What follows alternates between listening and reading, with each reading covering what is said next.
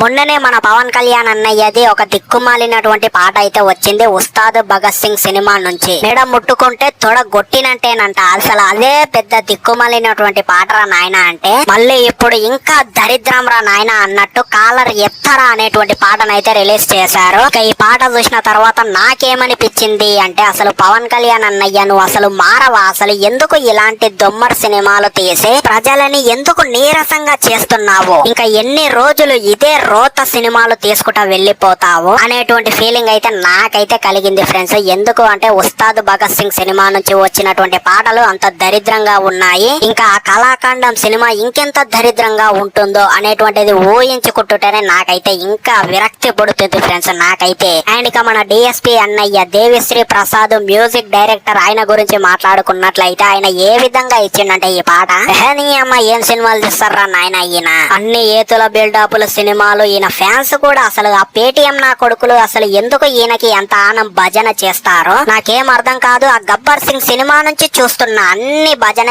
అప్ప ఏముండదాడా. మ్యూజిక్ ఇచ్చుకుంటా నేను కష్టపడతా, ఆ డైరెక్షన్ చేసుకుంటా హరీష్ శంకర్ డైరెక్టర్ అంత ఆనం కష్టపడతాడు. ఈయన ఏం చేయడు సినిమాల, వస్తాడు ఏ విధంగా నెత్తి గోక్కుంటాడు. ఇంకా సినిమాలో అసలు ఏం యాక్టింగ్ చేస్తాడు? అసలు సినిమాలో కూడా చక్కగా యాక్టింగ్ కూడా వేయడు. రాజకీయాలలో బాగా పైసలు సంపాదించుకుంటా అక్కడనే ఉంటాడు. ఇక ఈ సినిమాలో ఇంకా యాక్టింగ్ చేసేటోడు ఎవడుంటాడు? మొత్తం డూబ్ యాక్టర్ గాళ్ళని పెట్టి వాళ్ళతోటే పర్ఫార్మెన్స్ చేపించి వాళ్ళకు వచ్చేటువంటి ఇన్కమ్ పైసలని అన్ని కూడా ఈయనైతే లాగేసుకుంటాడు పవన్ కళ్యాణ్. ఇలాంటోడికి అసలు ఎలాంటి మంచి పాటలు ఇవ్వాలి అనేటువంటి ఉద్దేశం కూడా నాకైతే రావడం లేదు.